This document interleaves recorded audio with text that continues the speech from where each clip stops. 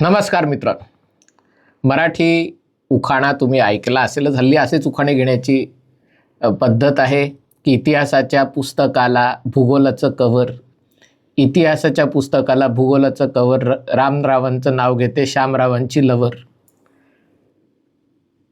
आज असाच कैसा प्रकार सकाळी सकाळी बातम्या लावल्या तेव्हा लक्षात आला. उबाठा सेनेचे खासदार संजय राऊत यांनी पंतप्रधान नरेंद्र मोदींचा राजीनामा मागितला. तर काय राजीनामा मागायला काही लागत नाही, पण हा राजीनामा मागताना त्यांनी अशी गर्जना केली, कि भारत देश को गुलाम बनाने वाले प्रधानमंत्री मोदी को तुरंत इस्तीफा देना चाहिए, देश का अपमान नहीं सहेगा Hindustan. @Rahul Gandhi @BJP for India. म्हणजे संजय राऊत राहुल गांधींचं नाव घेऊन मोदींचा राजीनामा मागतात. उद्धव ठाकरेंचंही नाव घेता आलं असतं किंवा त्यांना टॅग करता आलं असतं, पण उद्धव ठाकरे काही ट्विट बीट बघणार नाहीत. शेवटी आपल्यालाच ते बघावं लागेल म्हणून घेतलं नसावं. आणि प्रियंका चतुर्वेदींना राज्यसभेत न पाठवता आल्याबद्दल जो काही गृहकलेश निर्माण झाला असेल, त्यामुळे आदित्य ठाकरेंना किंवा वरुण सरदेसाईंना देखील टॅग करायची कदाचित पंचायत झाली असेल, असावी, म्हणजे आपल्याला काही माहिती नाही. आणि त्यामुळे थेट राहुल गांधींना टॅग केलेलं आहे. कशासाठी राजीनामा मागितलाय तर त्याच्या खाली अमेरिकेचे अर्थमंत्री, आज महाराष्ट्राचं बजेट होतं पण अमेरिकेचे अर्थमंत्री अर्थसचिव स्कॉट बेसंट यांचं एक ट्विट त्यांनी केलेलं आहे. आता हे स्कॉट बेसंट यांनी आज एक घोषणा केली आणि ही घोषणा संजय राऊतांच्या दृष्टीने भारताचा अपमान करणारी, अर्थात फक्त राऊतांच्या दृष्टीने त्यांना आदेश आले असावेत सगळे काँग्रेस, तृणमूल काँग्रेस वगैरे वगैरे वगैरे. स्कॉट बेसंट यांनी काय म्हटलंय? President Trump's energy agenda has resulted in oil and gas production reaching the highest levels ever recorded. मी अख्खं ट्विट वाचून दाखवतो, इंग्रजीमध्ये पण समजेल. To enable oil to keep flowing into the global market, the Treasury Department is issuing a temporary 30-day waiver to allow Indian refiners to purchase Russian oil. याच मुद्द्याबद्दल तमाम विरोधी पक्षांना आक्षेप होता की अमेरिका कोणाली भारताला परवानगी देणारी, आणि कशासाठी परवानगी देणारी तर 30 दिवसाची सवलत देते तेल घेण्यासाठी. कोणाला? भारताला, जो जगातला सगळ्यात मोठा लोकशाही देश आहे, सगळ्यात जास्त लोकसंख्या असलेला देश आहे, जगातली चौथी सगळ्यात मोठी अर्थव्यवस्था आहे, त्या देशाला अमेरिका सवलत देते आणि ती 30 दिवसाची. पुढे काय म्हटलंय? This deliberately short term measure will not provide significant financial benefit to the Russian government as it only authorises transactions involving oil already stranded at sea. त्याचा अर्थ मी या व्हिडिओत सांगणार आहे, कारण संजय राऊत हा विषय चावून चोथा झालेला आहे, त्याच्यावर आणखीन चोथा करायची इच्छा नाही आहे. पण हे ट्विट समजून घेणं आवश्यक आहे आणि खरंच भारताने स्वाभिमान गहाण टाकलाय का हे समजून घेणं आवश्यक आहे. India is an essential partner of the United States and we fully anticipate that New Delhi will ramp up purchases of US oil. म्हणजे भारत अमेरिकेचं तेल खरेदी करेल हे आम्ही गृहीत धरलेलं आहे. This stopgap measure will elevate pressure caused by Iran's attempt to take global energy hostage. आता याचा अर्थ नीट समजून घेणं आवश्यक आहे. आता जे युद्ध सुरू आहे इराण विरुद्ध अमेरिका, खरं तर एका बाजूला इराण आहे, एकटाच आहे, आणि दुसऱ्या बाजूला अमेरिका आणि इस्रायल जे हल्ले करत आहेत, आणि त्याच्याबरोबर 7-8 आखाती अरब राष्ट्र ज्यांच्यावर इराण हल्ले करतोय. म्हणजे तसं बघायला गेलं तर 1 विरुद्ध 11 असा हा सामना आहे. आणि या युद्धामध्ये इराण प्रयत्न करतोय की होर्मुझचं आखात बंद करून टाकायचं, कारण ती सामुद्रधुनी ही खूप अरुंद आहे आणि तिथे येणाऱ्या जाणाऱ्या बोटींना लक्ष्य केलं तर एकूण जगाचं 20% तेल अडू शकतं. आणि भारत जेवढं तेल विकत घेतो त्याच्या जवळपास 50% तेल अडू शकतं. आणि त्याचे भारताच्या अर्थव्यवस्थेवर मोठे परिणाम होणार. तेलाचे भाव वाढले तर हेच राऊत सकाळी 9 वाजता भोंगा वाजवणार की सामान्य माणसाचं जगणं असह्य करून ठेवलं वगैरे वगैरे. ठीक आहे, इराणची रणनीती आहे. आता त्याच्यावर मार्ग काढण्यासाठी अमेरिका पुढे सरसावली. अमेरिका आणि भारत यांच्यामध्ये जो काही करार त्याचा मसुदा ठरला, त्याचा एक मुद्दा होता की भारताने रशियाकडनं तेल घेणं कमी करायचं. अमेरिकेचा दृष्टिकोन आहे की रशियाने तेल विकलं विकसनशील देशांना तर त्यातनं मिळणारा पैसा युक्रेन विरुद्धच्या युद्धात वापरला जातो. तो खरा खोटा याच्या बी आत्ता चिकित्सेत पडत नाही. भारताची भूमिका होती आम्हाला ज्यांच्याकडनं तेल घ्यायचं आहे त्यांच्याकडनं आम्ही तेल घेऊ शकतो. रशियाकडनं तेल आम्हाला स्वस्तात मिळत होतं. मध्यंतरीच्या काळात तेलाच्या किमती मोठ्या प्रमाणावर पडल्या होत्या आणि रशियाकडनं तेल घेताना जी जोखीम आहे ती जोखीम पत्करण्या एवढं काही ते तेल स्वस्त पडत नव्हतं. कारण जर त्याच्या बदल्यात अमेरिकेचे निर्बंध पडणार असतील आणि त्या निर्बंधांमुळे भारतीय शेतकऱ्यांचं, मच्छीमारांचं, पशुपालकांचं, इतर सामान्य लोकांचं नुकसान होणार असेल, त्या नुकसानापेक्षा रशियाकडनं तेल विकत घेऊन होणारा फायदा जास्त नसेल तर शेवटी कोणीही घेताना आपल्याला काय स्वस्त पडतं काय महाग पडतं याचा विचार करतो. आणि त्यामुळे अमेरिकेने दावा केला असला तरी ही भारताची वस्तुस्थिती आहे.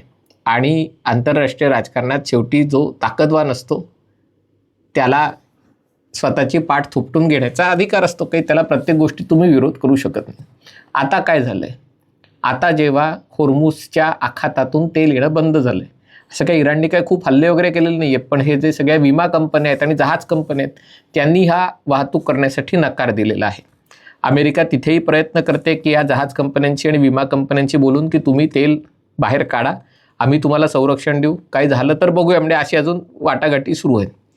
त्याच्या बदल्यात अमेरिकेलाही कल्पना आहे की जर अशा प्रकारे तेलाचे भाव वाढले $100, बाकी जगात काय होईल न होईल अमेरिकेला काही त्याची पडलेली नाही, पण खुद्द अमेरिकेमध्ये निवडणुकांचं पारडं फिरेल आणि त्यामुळे तेलाचे भाव $70-75 पर्यंत राखणं, त्याच्याहून कमी राखणं हे अमेरिकेसाठी महत्त्वाचं आहे. ट्रम्प यांच्यासाठी वैयक्तिकरित्याही हे महत्त्वाचं आहे.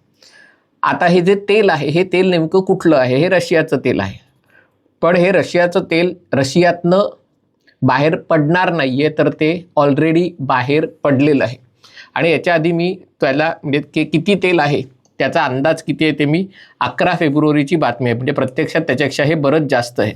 वॉल स्ट्रीट जर्नल वर्तमानपत्रामध्ये बातमी आली होती 11 फेब्रुवारीची आणि त्याच्यात त्यांनी म्हटलेलं आहे की रशियाचं तेल हे बाजारभावापेक्षा $27 कमी इतक्या किमतीला विकलं जातं आहे.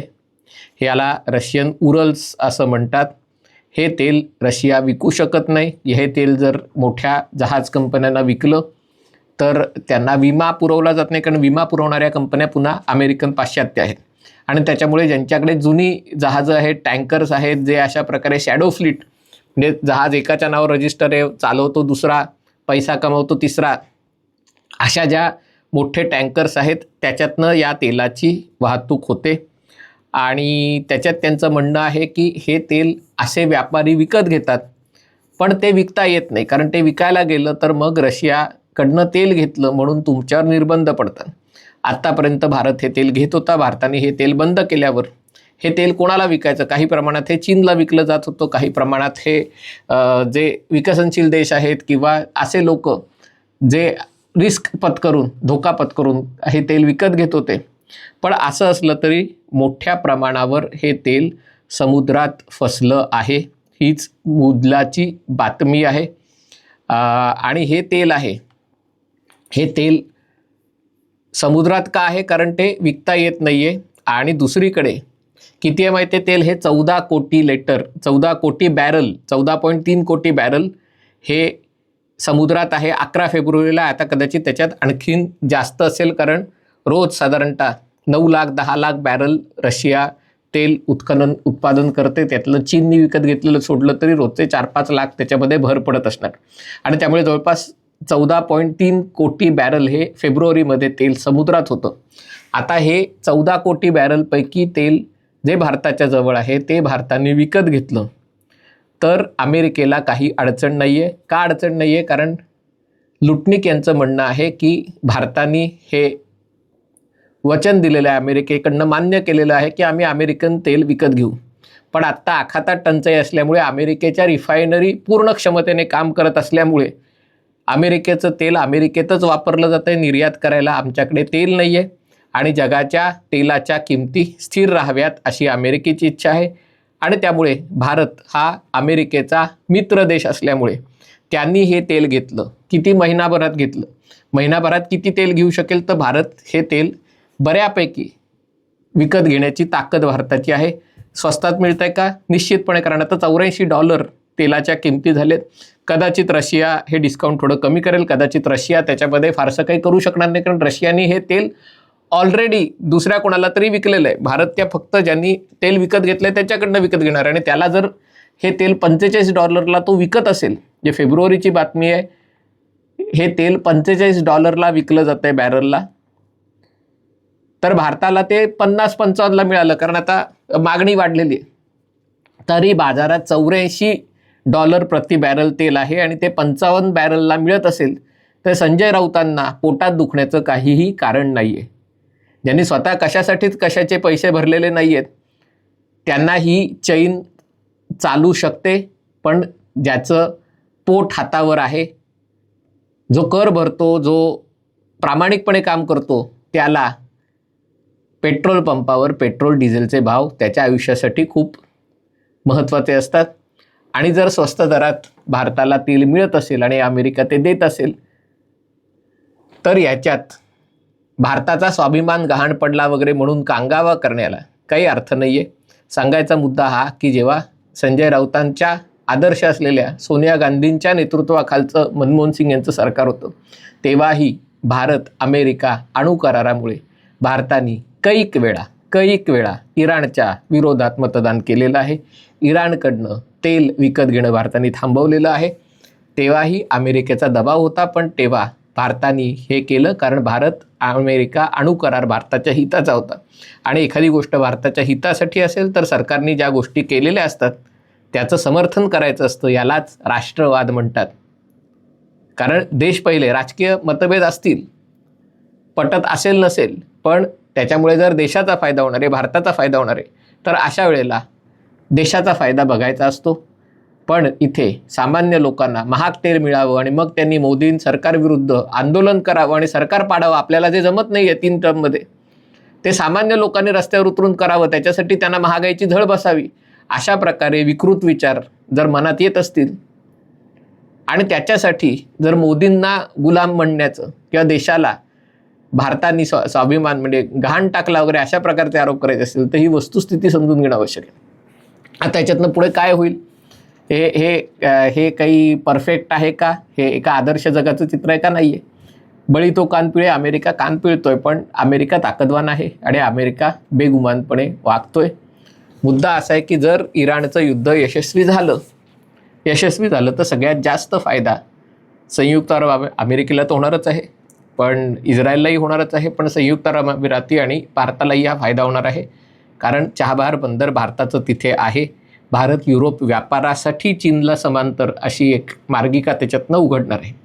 समजा धरून चाला इराणचं युद्ध फारसं यशस्वी झालं नाही तर काय होणार आहे?